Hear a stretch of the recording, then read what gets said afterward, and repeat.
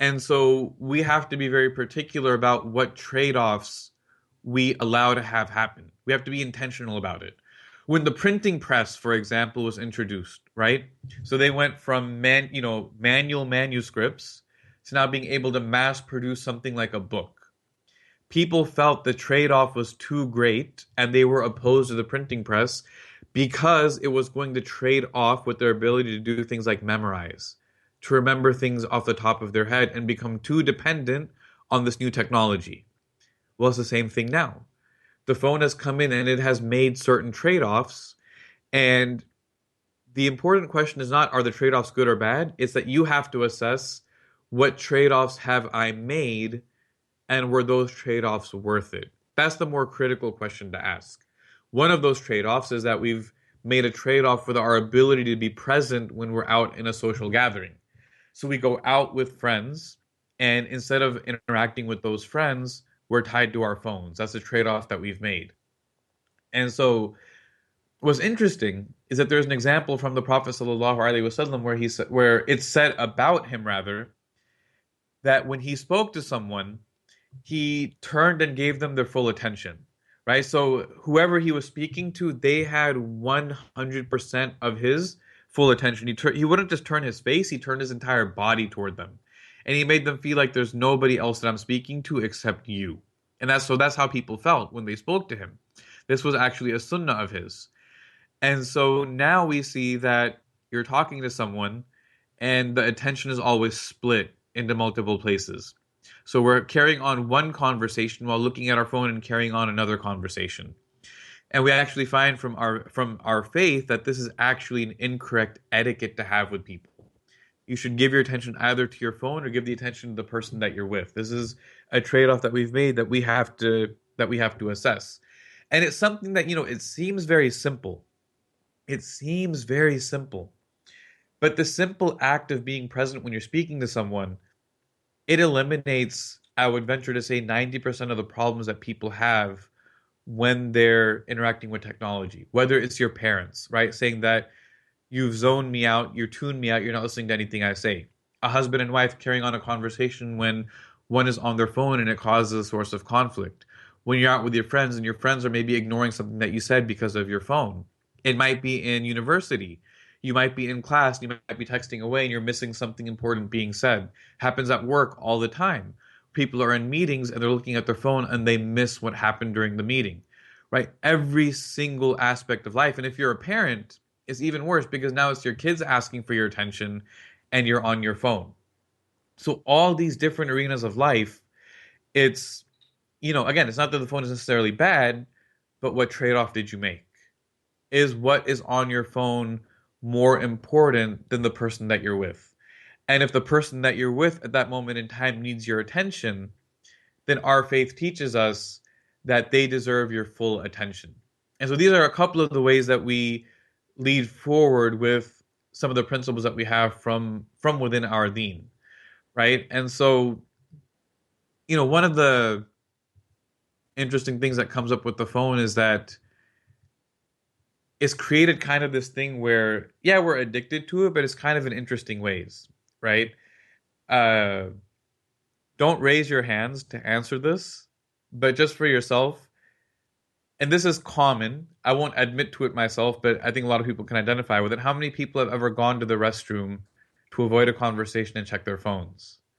All right, that's something really interesting to think about. That people will voluntarily go to the bathroom even if they don't need to, just because it gives them an opportunity to catch up on what's going on, or to reply to a text message or an email that they wanted to knock out without maybe looking rude. It's something really interesting to think about, that that's how much the phone has pervaded the way that we interact. It's kind of like, if you're if you forget it at home, you still feel it vibrating in your pocket even though you don't have it with you, right? Because you're just so used to it being there.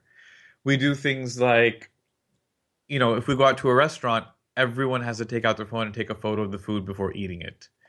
Uh, we we're in this habit. I've got a picture of this. I can't show you guys the picture because we're obviously over Skype. But someone posted a sign in a stairwell that says, it says in case of emergency, take stairs. So they put, in case of emergency, leave the building before tweeting about it. right? Because our reaction anytime anything happens is to make sure that we get the video footage of it happening, we get a picture of it happening, first, and that we put it up. And so one thing that rises from this, right? So if you take all these things that we're checking and keeping up with, email, text messages, Snapchat, Instagram, Facebook, Twitter, Yik Yak, I don't know, whatever else it is that you have going on, right? We take all these things and it becomes an endless cycle. And so we might go sit in class and we just cycle through all these things before we start paying attention to what the professor's saying. If you have a job, you might sit down at work, and before you even check your email at work, you cycle through all these things. What happens is it creates this cognitive load in our heads that makes us super busy, right? And so we get home after a long day, and it's kind of like, how was the day? It was busy. Well, what were we busy doing? We're busy checking Reddit 12 times. We checked Facebook 100 times. We caught up on everyone's Snapchat story. We did all these things all day long. And when we get home, we're mentally drained. Although we may not have actually accomplished anything, right? All that we did was we just checked our email 10 million times. But we get home and it's like I'm busy, I'm tired because I was so busy all day. And so because I'm tired from being busy all day, what I'm going to do now is I'm going to turn on something on the television and relax and sit there and check all those same social media outlets on my phone. And that's how we veg out. And so that's if that's the way that we recover, what ends up happening is that we're not alone with our own thoughts anymore. And so we wake up and we go to sleep in this state. We wake up, the first thing we check, right? You might have an alarm for Fajr, and you look at it and you're like, I have 17 minutes left until Fajr time ends. And so what am I going to do? I'm going to check my email. I'm going to see if anyone liked the selfie that I posted last night, and I better have at least a few likes on it because I took 20 of them and had to pick just the exact perfect one. And now I'm looking to see who posted an Instagram comment. Did anyone say like OMG, kill me so beautiful? And was it the right person that left that comment? Like we go through all these stupid little things in our heads about every little thing that we posted, but we wake up and that's what we're thinking of, and we're checking all these things and we rush out, we pray, we do our thing, and then we get back to checking it again. And at night is the same thing. At nighttime, we go to bed and we're thinking about, okay, let me, quote unquote, clear out all these things, right? And so we'll check Facebook, Twitter, Instagram, Snapchat. We do all these things. We post our good night Snapchat story to everybody. And then we're still not falling asleep. And so we watch a couple of YouTube videos. We play a couple levels of Candy Crush. And then we're still not about to fall asleep. So we say, you know what? Let me just check and see if anyone replied to anything that I posted. And we check everything again. And then, oh, look, the Facebook notification's red. And we get excited. Like, okay, someone liked what I posted. But then, oh, it's just someone requesting lives on Candy Crush, right? We just keep going through this little cycle until we're at the point of just being physically exhausted and falling asleep, just literally passing out on our phone, passing out watching Netflix. Now, again, what's the trade-off? What's the consequence? We know that it's an emphasized sunnah to read certain supplications in the morning and certain supplications when you go to sleep. We know there's certain adhkar for going to sleep, right? Certain things that we should recite before we go to bed. The dua for waking up, the dua for going to sleep is not more than a line long. It's one line. A 5-year-old can memorize it in 2 minutes. We all know about them. We all have an app on our phone that has the dua written down. That maybe if we want to, we can even set a reminder on our phone to tell us to make that dua before we go to bed. But we don't do it. We don't do it. And it's not because we don't care. It's not because we don't want to. It's not because we're too lazy. I would argue that it's because we don't have the mental energy left to do it. And that's something very serious to think about. We don't have the mental energy to do it. When we're going to bed, we're almost afraid of being alone with our own thoughts. We do all those things on our phone because we want, as soon as we turn off the phone, that we immediately fall asleep. We're scared to lie in bed for even 5 minutes without anything to do. Right? It's the same thing when you're in a car. Why do people text and drive? They're afraid of being alone with their own thoughts.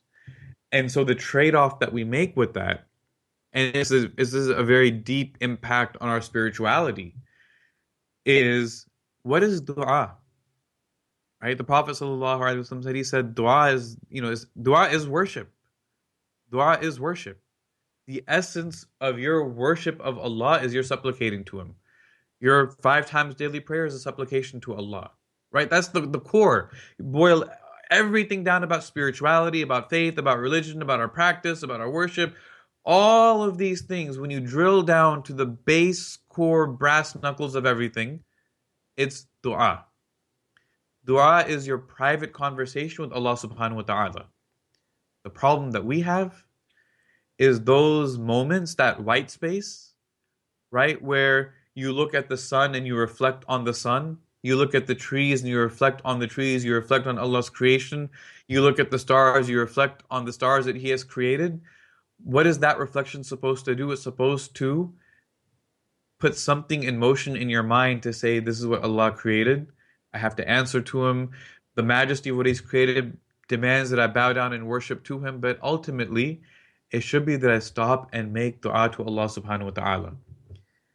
If the trade-off that we've made is that we no longer have white space in our lives, we no longer have those moments of silence, we no longer have a fleeting moment where we just stop and have a conversation with Allah subhanahu wa ta'ala, that is the biggest impact that social media, digital technology, all of these things that it has on our lives. Is that those moments of reflection, those moments of quietude, those moments of introspection, those moments that we should be making dua to Allah subhanahu wa ta'ala, we lose that time. And we fill it with just keeping up with what's the latest thing that Kim Kardashian posted on Instagram. What was in Justin Bieber's Snapchat story? What did DJ Khaled post on Snapchat now? Right? We're just constantly keeping up with those things and we lose those moments of making dua. And that's a trade-off. It's something that we have to be cognizant of and that we have to understand.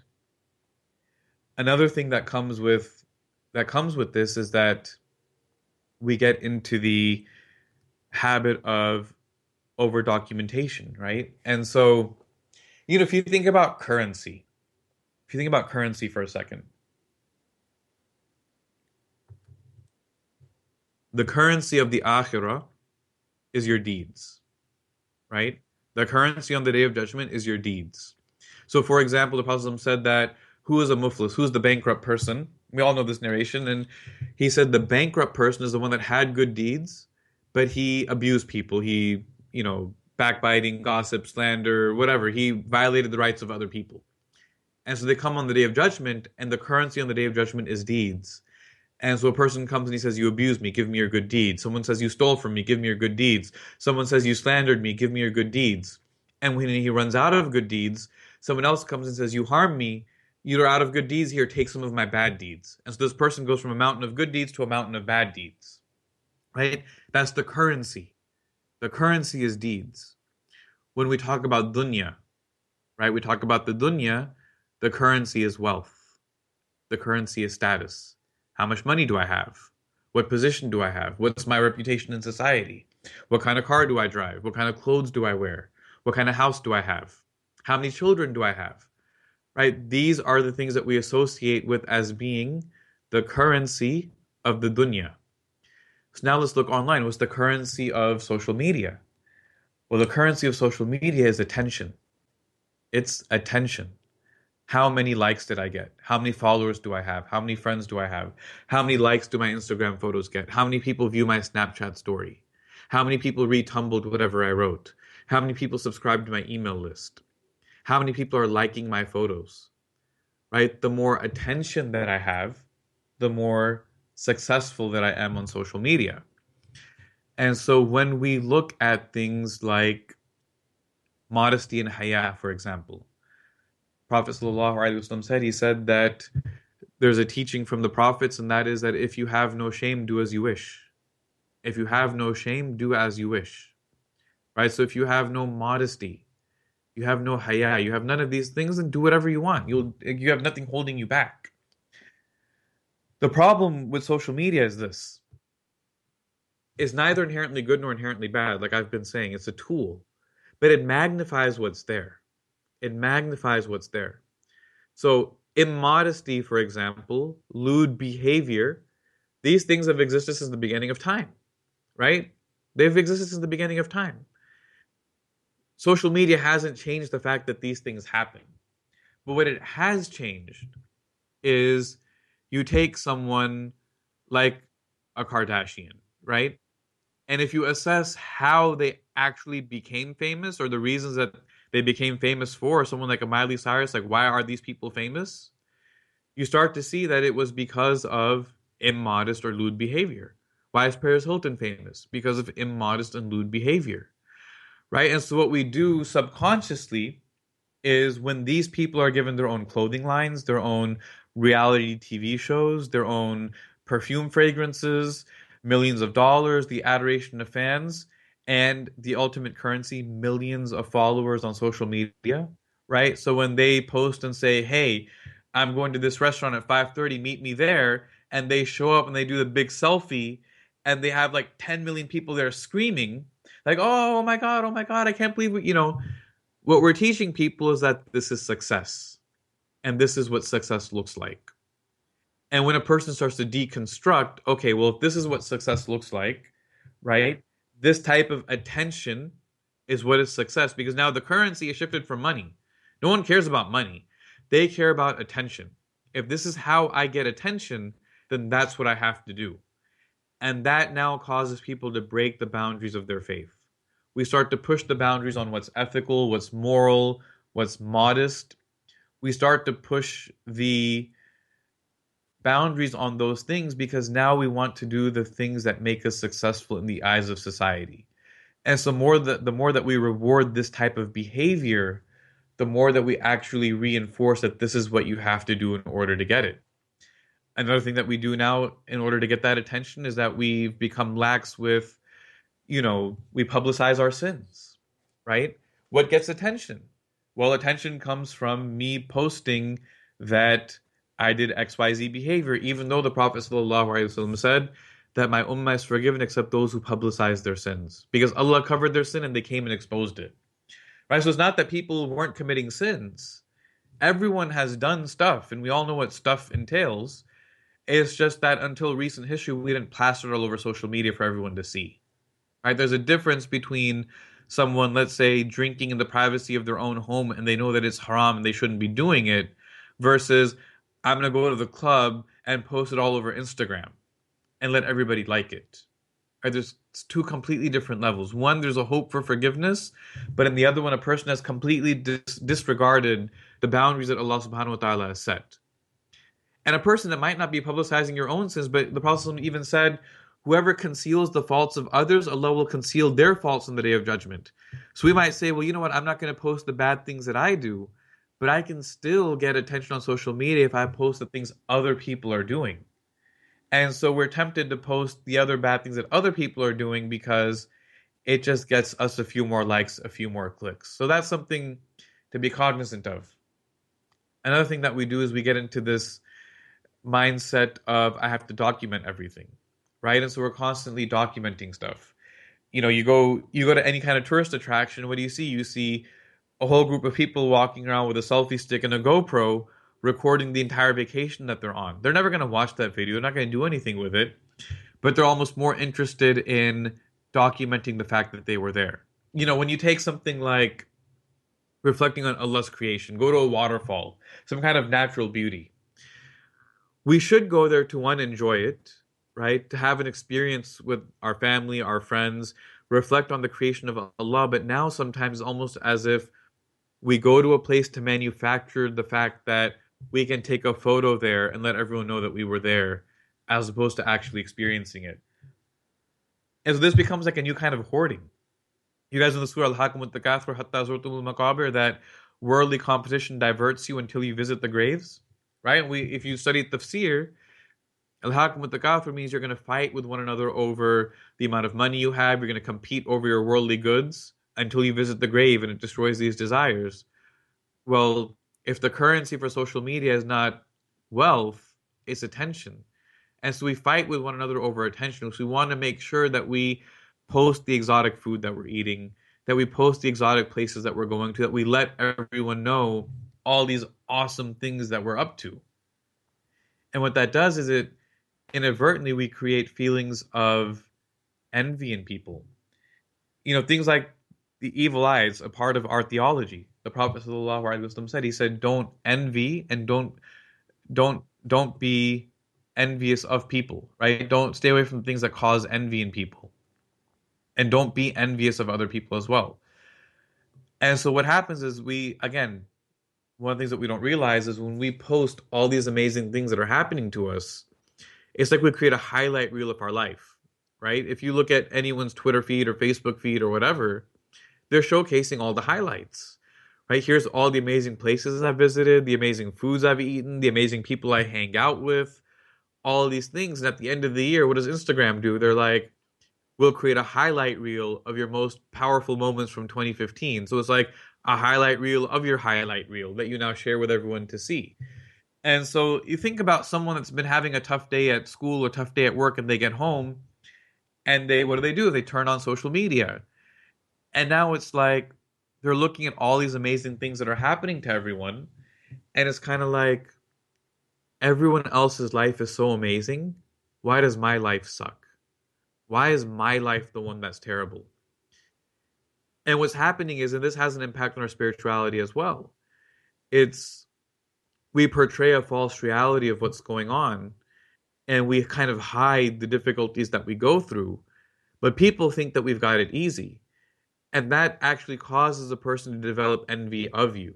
And sometimes even for us, when we have a tough day and you go home, and we may have felt it ourselves, it's kind of like, man, my life is so hard right now, but everyone else is having it easy. And it creates a very uh, distorted reality of what's going on in real life. So very quickly, so what do we do? Right? I've painted this very like grim picture for you, but what do we do? What do we do is really not that difficult. So I'm going to give you a couple of quick tips. So number one, keep this hadith in mind. The Prophet ﷺ said, he said, the people that you love them in moderation. They may one day be your enemy. And the people that you dislike or don't get along with, dislike them in moderation. One day they may be your close friend or ally. In another hadith, he said, speak good or remain silent. Speak good or remain silent. So take these two together. And the action item here is audit what you post. Audit what you post. Meaning, are you sharing things that might come back to hurt you? Are you sharing things that maybe create a false perception of your life? And look, even things like Snapchat, where the message disappears after 24 hours and this and that, you tell someone something that's private, something that's maybe your family business. Well, guess what? They might screenshot it. And you'll be like, well, I'll know if they screenshot it. Not really. You can just take another phone and take a picture of it, and they'll never know what happened. There's apps that will download it, right? There's always a way to capture what's online. The internet is forever, period.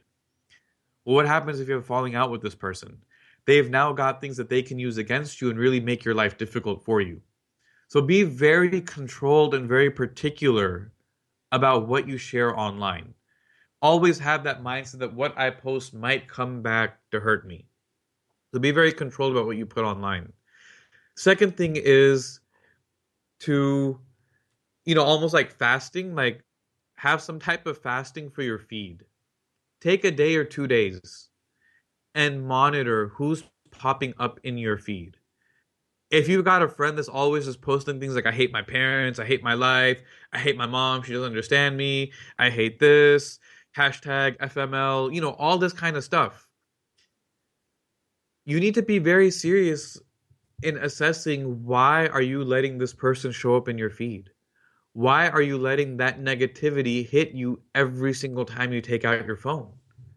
Right? So delete those people out of your feed, mute them, block them, unfollow them, do whatever you got to do. People are posting lewd things. Just because a person is good at a particular sport and you like them as a celebrity athlete doesn't mean that they're not going to post objectionable material, right? You might be a huge fan of a particular entertainer or athlete, but if they're posting themselves at inappropriate locations every Saturday night and you see it every week, then it's very serious about getting serious with yourself about why you're allowing that influence to come into your head. So call what you have there. The third is your intention. The third is your intention.